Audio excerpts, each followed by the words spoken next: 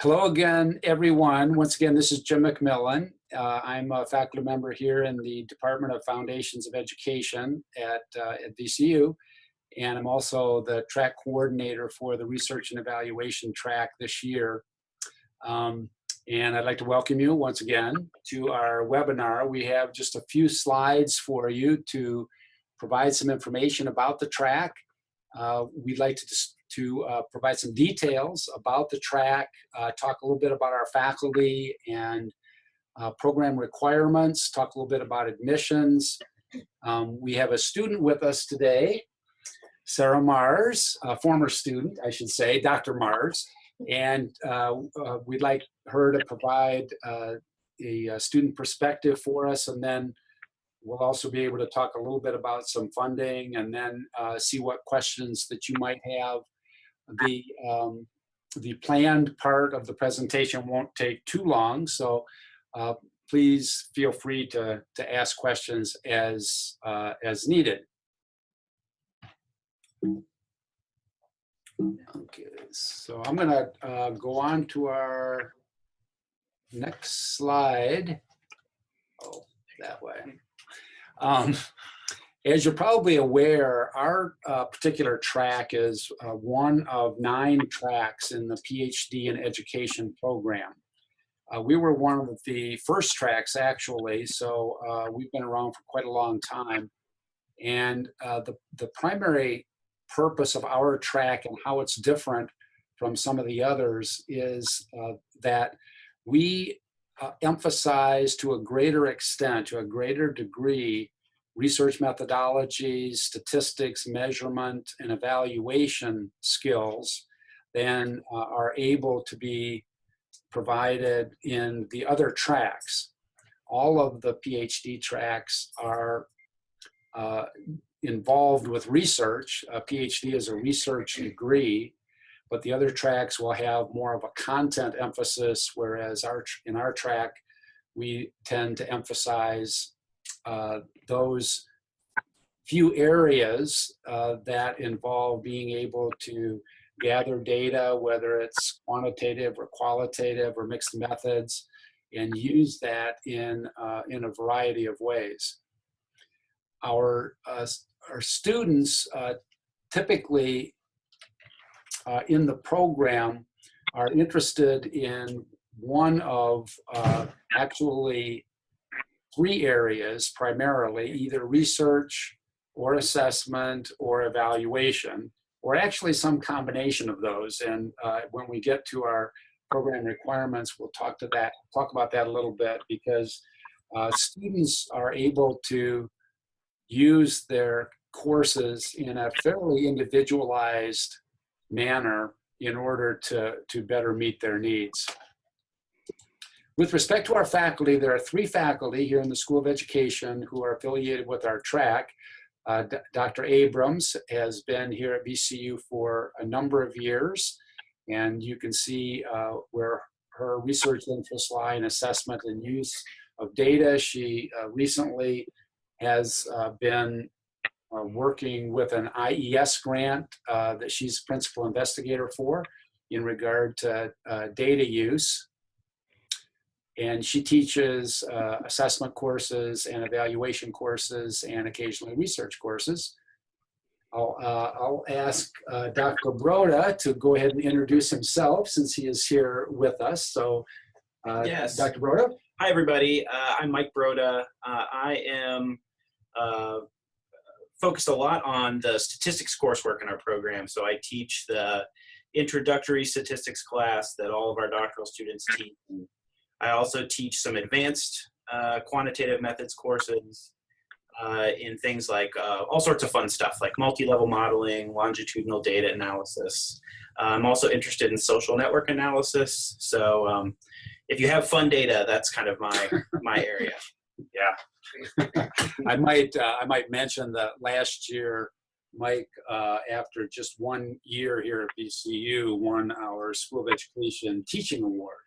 And so, so we're very proud of that for Mike.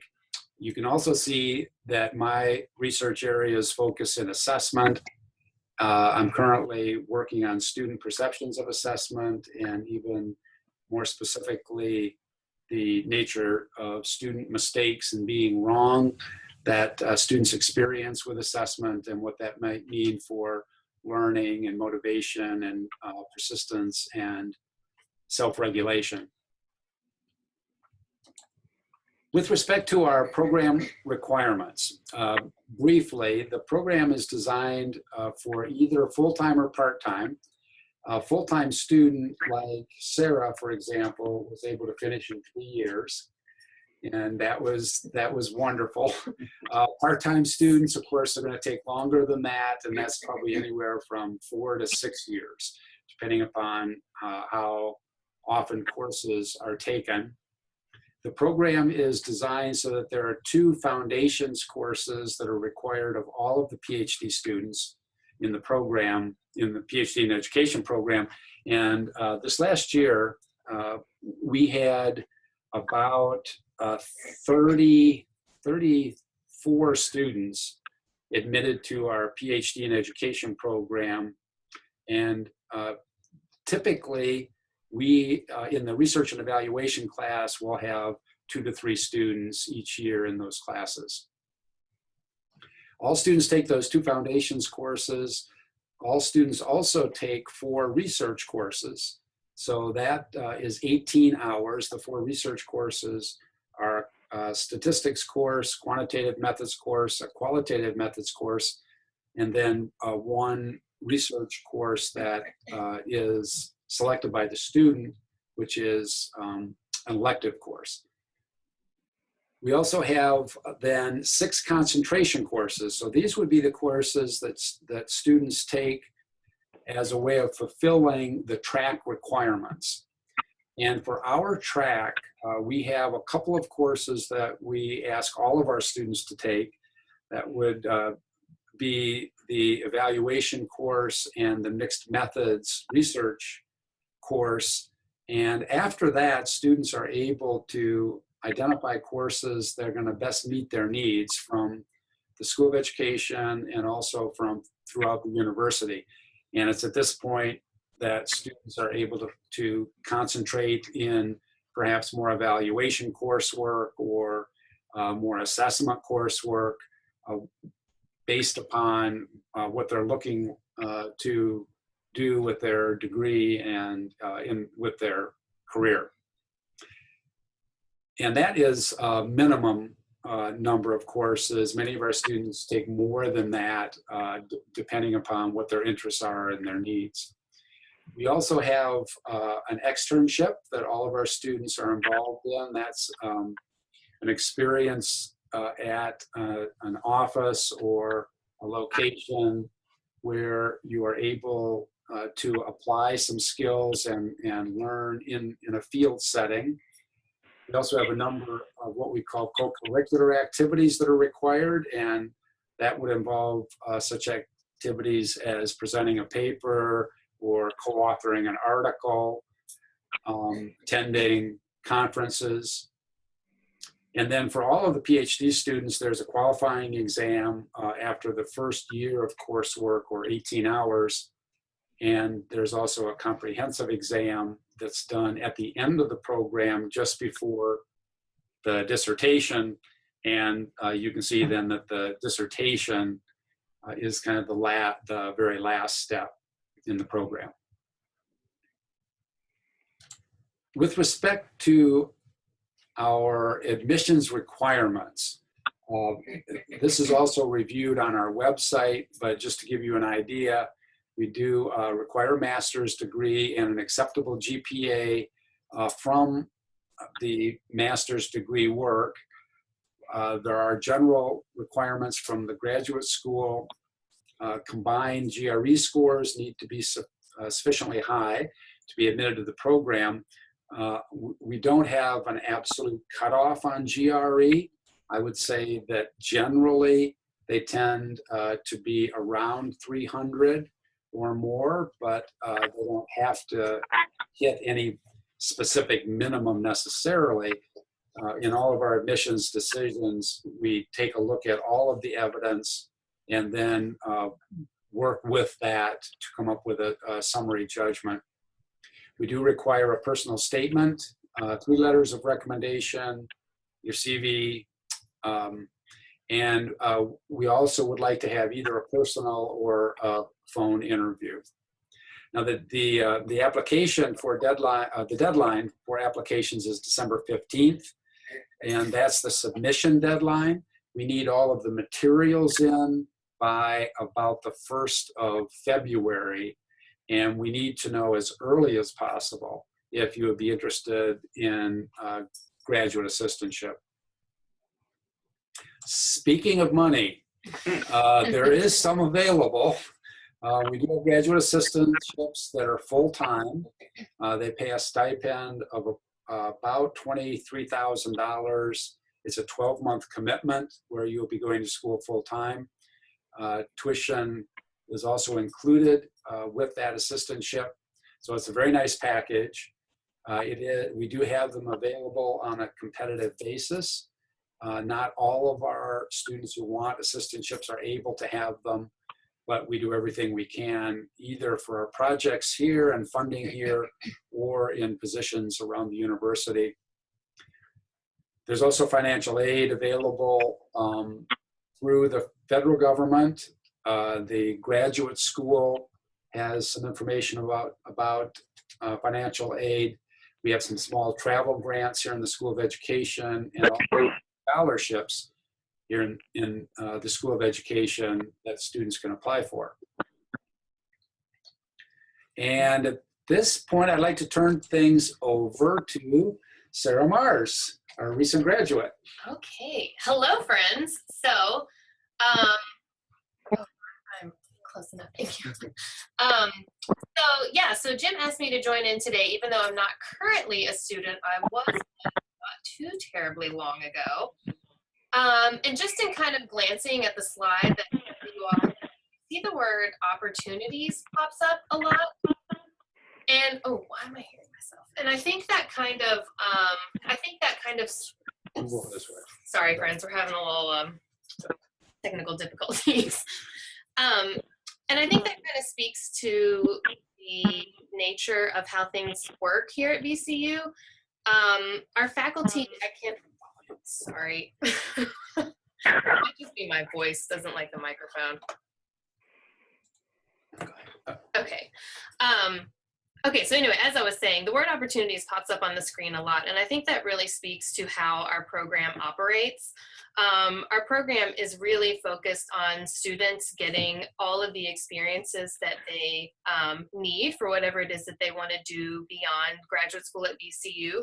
And our faculty, I cannot stress enough how supportive our faculty are, not only of making sure that students get each of these different kinds of opportunities, so authorship opportunities on manuscripts, presenting at national conferences, and even ranging from local to national and international conferences, as well as teaching opportunities. Whatever it is that your goals are, our faculty will do whatever it takes to make sure that you get the opportunities to set you up for success in that career, be it academia or in industry. I don't know. The other thing I wanted to stress is that not only do our faculty support helping you grow in a professional sense related to research and evaluation, but they also help you grow more personally. Our whole program is just really focused on growth, both professionally and personally. And at the end, when you walk away from our program, you have more than enough tools in your tool belt to help you succeed in academia, as an evaluator, as an assessment specialist, or as somebody who focuses on research in an industry type position someplace outside of academia. I'm going to hand it back over to Jim now. Thanks, Sarah. And feel free if you have any questions for Sarah. And also, we did have some questions from those who had signed up for the webinar. I'm going to ask Mike to address a couple of those. We've tried to address several of them, but we'll just have Mike go ahead with that. And then please feel free to either chat in or ask anything you'd like to. Sure. So just a couple questions that I saw that were posted ahead of time on the Google form that you filled out. So there was a question about whether you needed to specialize or decide whether you were a research or an evaluation or an assessment person ahead of time. No, absolutely not. That is free and open to your own exploration. And it's actually an important part of the program to sort of see where your interests lie. So we have many students who come in with a range of interests and end up focusing on evaluation or assessment or research down the road. But that's certainly not required for entrance into the program. I see a couple questions here about prior degrees, what sorts of training you might need to have prior to the program, a background in psychology or something like that. So we welcome folks with a wide range of disciplinary training in education, classroom teachers, principals, curriculum coaches, folks who are in the social sciences. So the more the better in terms of folks' background. We think that really makes for a vibrant learning community. So no, we don't have any preferred experiences or areas of study other than having completed a master's degree prior to the program. So some folks are asking about balancing a PhD program on top of a full-time job. That's a great question. That is a heavy load, no question. But we do have many students who approach this program part-time and successfully complete it. And we have sort of a different approach to advising and thinking about how to complete the program for folks who are not in the full-time mode.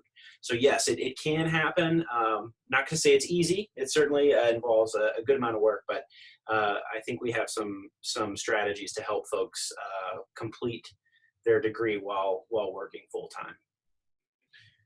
Those are the big questions that I can see from the form. Mike, just to kind of go back to your question about declaring research or evaluation as your specialty, probably an important piece that I left out is actually what my current job is. I am a research and evaluation specialist here at VCU on our School of Medicine's campus.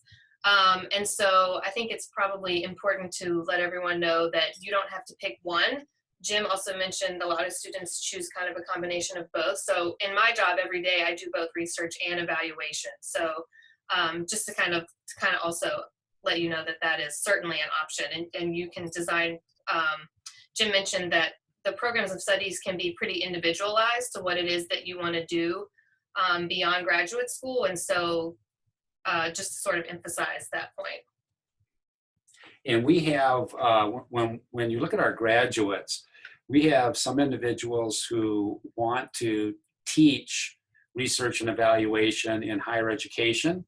And we have, a recent graduate just this last year who is now teaching at Auburn University. We've had others who are now faculty members in higher education. We have many student graduates who are now working in other offices in universities. For example, institutional research office here at VCU. We also have a lot of our graduates who tend to stay in a field in which they're working, but with enhanced research and evaluation skills. So in the past, we've had students who are in, for example, medical education, and they might stay in medical education, but with those advanced skills, that advanced set of knowledge, competencies, and skills that they can use in that position. And so it's still a little bit different from the other tracks, though, in the extent to which we emphasize the research part. So with that said, and from what you have heard and seen, are there questions? Would any of you have any questions that we can respond to? Hi, my name is Erica. Can you hear me okay? Yes, We can. very well. Okay.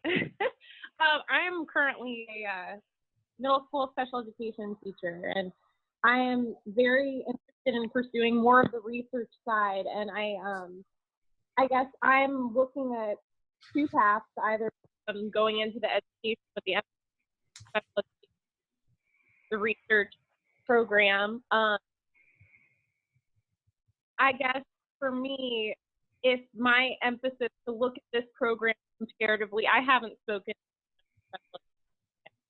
but just kind of comparing the two programs, if my interest is more in the research and assessment, that's a better path for me. Is that correct? I think it could be. You did break up just a little bit, so I'm not sure that I got your full question. But there are a couple points that I can make. I think that will be helpful.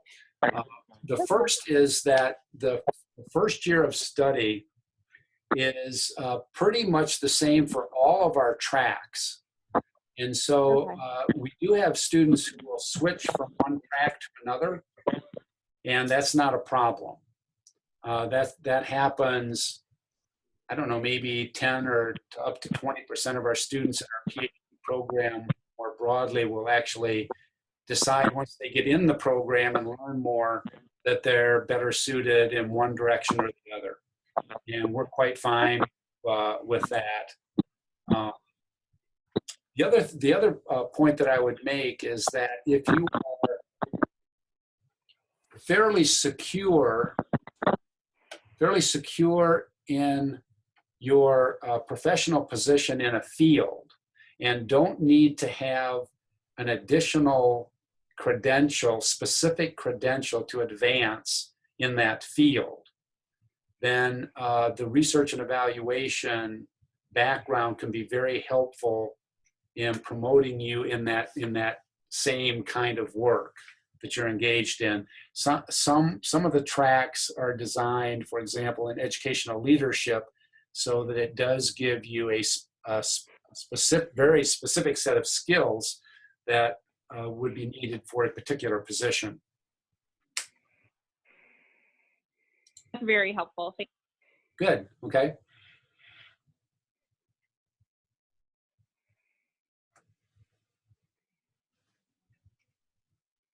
But as far as for now, I think I will be in touch with you all later. But for me, those are all the questions. That's all the questions I have for the moment. Okay. Thank you. Wonderful. No, thank you.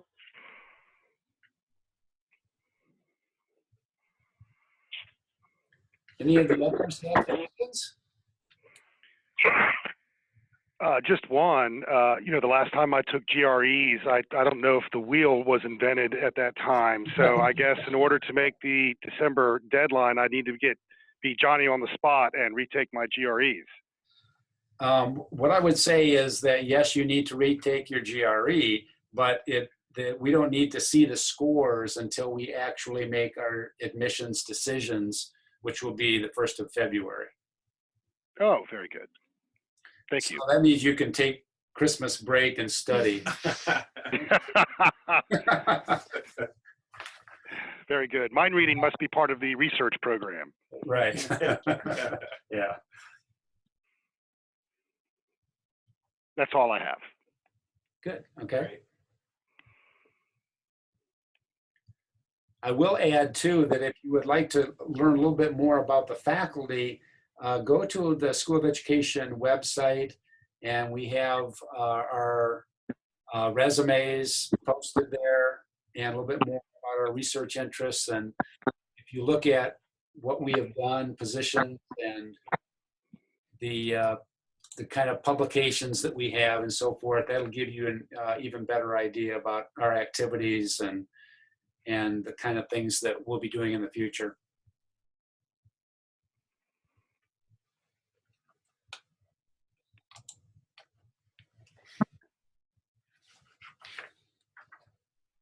Any further questions at this point?